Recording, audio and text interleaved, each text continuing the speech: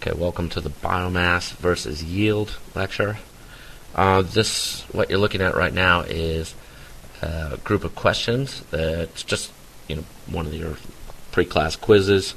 But if you want to stop and go over these, study these, we should have covered all of this information, and this is a good recap for your exam. Okay. So, what are we going to be talking about today? Today we're going to be talking about how much fish we should keep in the ocean as fisheries managers.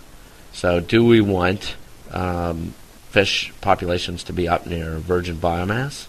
Or do we want loads and loads of fish in the water? Or do we want just a few? And it depends really on what we want to use that stock for.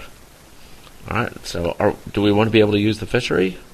Or do we want to keep it locked up? Okay. We may want to keep it locked up. Maybe we want to only have the fish, that stock available for snorkeling and tourism. Maybe we want to allow sea turtles to be at virgin biomass because we love seeing them, and we think that they're just kind of cool, and that they're more valuable alive than as food. Other people may have a different opinion. Okay? Maybe we want to just preserve the balance of nature exactly without any change to the environment at all. And so we want to just keep a virgin, pristine ecosystem in balance. But if we want to be able to utilize the animals that live in the ocean for food like this, then there's no way to do it except for lowering the population. Any fishing activity that is significant at all, except unless it's just the occasional bycatch, will lower the carrying capacity of the population of fish. So let's consider how we're going to arrive at what we want to do as fisheries managers in terms of keeping a certain amount of fish in the ocean. We need to review a couple of concepts that you should be familiar with from earlier in the year. So, how fast do populations grow? Okay, so this graph that you're seeing right here is from an experiment where somebody has taken petri dishes that have been sterilized, but they're full of growth media, which is food, and a place to live. So they've taken these and inoculated them with yeast, which is a bacteria. Okay, and then at certain times, every 2 hours, they've measured. Well, even actually some of these times that would be half an hour, just over 2 hours. At all of these red dots, they've measured how much yeast is in that petri dish in milligrams per cubic centimeter. And so you can see by measuring this the growth of the population through time. All right, and we can equate this to a fish population out in the wild that doesn't have fishing mortality, but that is just allowed to reach carrying capacity. They'll grow in the same way. So initially, there's a high success, and as you get more breeders, you get an acceleration of offspring being produced, and the growth rate goes up of the population. Initially, the growth rate is fairly slow because there are only so many breeders. But as those breeders increase, then what happens is you get to high population growth, and then once the competition for resources, mates, food, etc. kicks in, then you start getting a little more energy used in trying to acquire resources and less of it going to growth until you reach carrying capacity. And we know with bigger animals and the like that we tend to have a boom and bust crashing, but we tend to be fairly stable around the carrying capacity. and very stable with something like a bacteria that grows very quickly. Okay, so we can equate that, and we can equate that to any marine population, any stock that we're thinking of harvesting. Okay, we've looked over the classic catch-effort curve, whereas as the effort goes up, the catch will go up as well until you reach a certain point at which even if you put more effort into the fishery, the yield will go down. And this is a point where you're starting to reduce the breeding population of the stock down below what can replace what you're taking out. So the most fish that you can take over the long term is called the maximum sustainable yield at the top of this catch effort curve. Okay. And if we just look at a curve of population versus fishing effort, and my apologies because this is these are not percentages. You should think of this as 100% rather than 1.0 and 0. So this is a population at virgin biomass, an unfished population. At carrying capacity, it's at 100% of the virgin biomass, and down to 0 would be completely wiped out, extinct from that area. All right, so if you think of this in terms of virgin biomass and with fishing effort, the population is going to go down. If you could think of each of these little gradients as one boat. Perhaps at one boat you made very little change to the population. You're not really depressing the breeding population very much, and so you're hardly really replacing or taking out many fish that aren't being replaced through recruitment. You're at 90%, 98% of the virgin population. However, if you get a couple of boats in, maybe you're down to 65% of the virgin population. And with 3 boats, you might be at 32% of the virgin population, and then 4 boats and 5 boats. Now, of course, this is a hypothetical fishery, so those are just made up. But as you, in a real world fishery, as you increase the fishing effort, you are going to decrease the population. Okay, so if we put them all together, as fisheries managers, where does the population grow fastest? How much biomass do we want? Where do we want to have our population along this curve in order to get the most yield? Okay, so just think about that for a second. You could even stop the video and put a little arrow, or just move the mouse to where you think the population is growing fastest.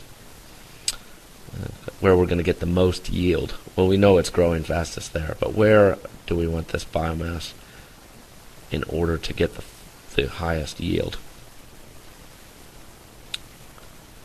Okay. So we know that the population is growing the fastest here. We know that because if you draw a line that is tangent, or only touching one place, to this curve, you can do it here, or here, or here, or here. The slope of the line is going to be highest right here, and that is where the population is growing the quickest. And we're also getting the highest population growth, the maximum production from that fishery, here at the maximum sustainable yield. And what's happening up here, where the carrying capacity, where we've got a lot of fish, is that all this energy that they're using in finding mates and finding food and defending territories and all is not going into growth. So if we can reduce the population a little bit, that we get much more of the energy that's being eaten by these fish being put into growth and reproduction, and less of it is taken up by fighting amongst themselves for resources. Okay? And so the question then is, do we want our standing stock, the biomass current, the BC, to be here, or do we want it down here? Okay, so what do you think? The answer, of course, depends on the population, the species that you're fishing. Because every fish, every species, every whale or dolphins or turtles or algae or whatever species you want to extract is going to respond differently to fishing pressure. They all have different characteristics. So let's consider the anchovy. That's one fish that we use quite a bit. What do we know about them? Well, first off, we know that they feed on plankton. Okay, so these things are one step up or two steps up in terms of trophic levels. There might be primary consumers or secondary consumers, depending on which plankton they eat. Just very close to primary producers. So they're low on the trophic food chain. All right. We also know that they are fast growing. They grow to sexual maturity in 1 year. And so they grow quickly and to a point where they can reproduce. And when they do reproduce, they can produce 10 to 20,000 eggs per year. So, and they produce those and spawn in batches. So this is a histogram where they've done a plankton tow, and they've taken fish out, larval fish, and they have looked at how many there are in that collection that settled in or that hatched in July and August and September. At each of these dates anyway, they've got they have extrapolated when they've hatched. So what we can see from this is from the plankton that they've collected, we know that the eggs were released from July to December. So these things are spawning over a 6-month period. So we've got continuous spawning, lots of eggs, they're quick growing, and they're low on the trophic food chain. Okay? So with something like this, you can fish the population down quite low, and they can, with as many offspring as they're going to produce, they can bounce back in a year or two. So you can reduce the population to 20-25% of virgin biomass without greatly sacrificing the reproductive potential. And often these things have been reduced to even lower than that, down to 5-6%, and they might have another not so good year the year afterwards, but a couple of years back the population has rebounded very well. Okay? And so if we look at this this graph right here, it's exactly the same curve for the anchovy population, but this from here to here, where the carrying capacity, it might only be 3 years. Okay. Now, let's consider a different population, a different species of fish. Let's consider the orange roughy. And what do we know about it? And how it compares to the anchovy. That's quite different, really. Alright, the orange roughy, deep water fish. We know they feed on nepton, which would be squid, small fish, other things. To some degree, they are thought to feed on salps and other plankton eaters. But generally, squid would be a couple of trophic levels up. The small fish that they feed on would be in the and things like crustaceans that these things feed on will be 2-3 trophic levels up themselves. So you could probably say these are 4 steps on the up on the trophic ladder. All right, so they're at a higher trophic state, and they produce 22,000 eggs per kilo of body mass. Okay, so That's roughly 10% the average fecundity of other species. If we think about the anchovy, they could produce up to 20,000 eggs per year, but they may have only been 150 grams for that fish. So we're talking about much smaller body weight and producing the same amount of eggs. So these things have a lot lower fecundity.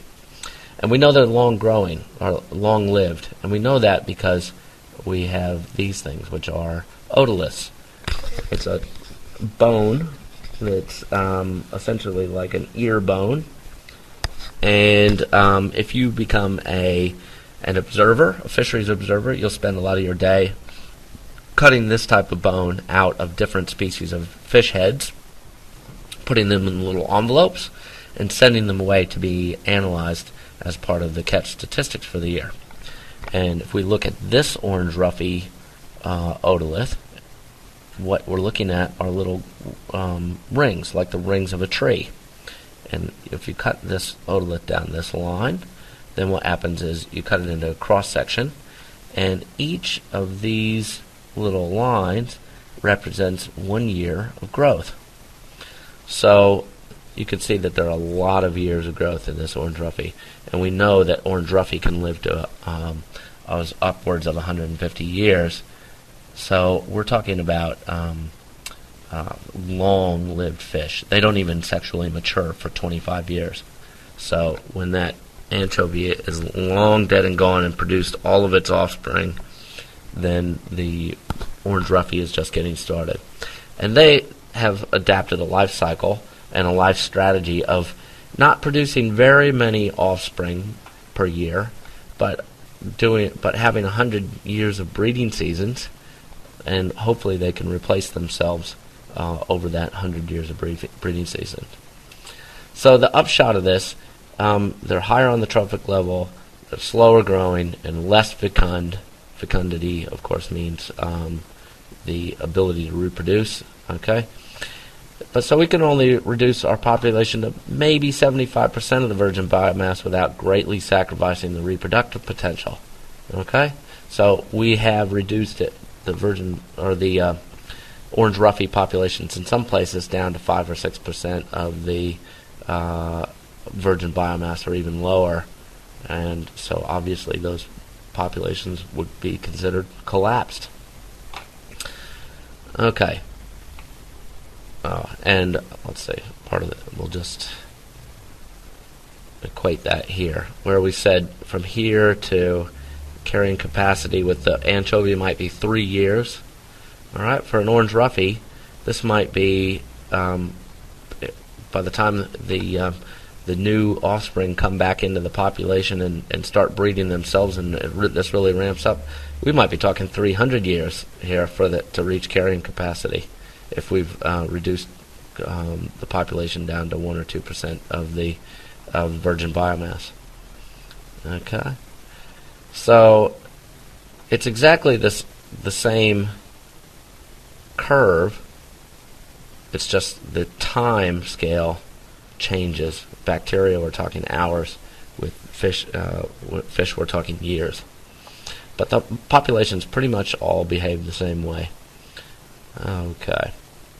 So let's review what we've been talking about today. Fisheries managers try to reduce the current biomass of a stock to increase production. All right, we want to take the population down below carrying capacity so that more energy goes into growth and less into competition. We often don't know the virgin biomass. All right, most of the time the fishery has been going on for much longer than the catch statistics have been going, and so we just have to guess at what was out there before we started fishing. Okay, the amount of reduction, i.e., where along this curve, where do we want that population to be, is hotly debated. Okay, and it's certainly not black and white. It's very contentious. Okay, right now the target for the fishery for snapper, for the stock for snapper is 40%, and we're down at about 22-23% in Northland and the Hauraki Gulf, and down to 6% of virgin biomass in the Bay of Plenty. So we got a long way to go. All right, but traditionally, fisheries managers have reduced, set targets of reducing the population of a new fishery to about 30% of the virgin biomass. Okay, but that's is starting to be considered a bit too low now. There are whole ecosystem effects on other species by reducing the current biomass of a stock. So that means let's consider the anchovy or the sardine. If we decide to fish those populations way down, and tuna eat anchovies, tuna, large sharks, marlin, broadbill, all these things, they all eat these anchovies and sardines as a good portion of their diet. Then if we reduce that food stock, then we are going to reduce the carrying capacity of the large predators as well. So when we start playing around with the stock of one species, we're definitely affecting other things. There are flow-on effects throughout the environment. And finally, as we said before, not finally, we got one more. If we're going to fish, we are going to reduce the biomass of a stock. So we are going to cause effects on that stock and others. Okay. And finally, we can reduce the population size of a fast-growing, highly fecund fish like anchovies, the stock to a lower current biomass than a slow-growing, low-fecundity fish stock like a orange roughy. Thanks.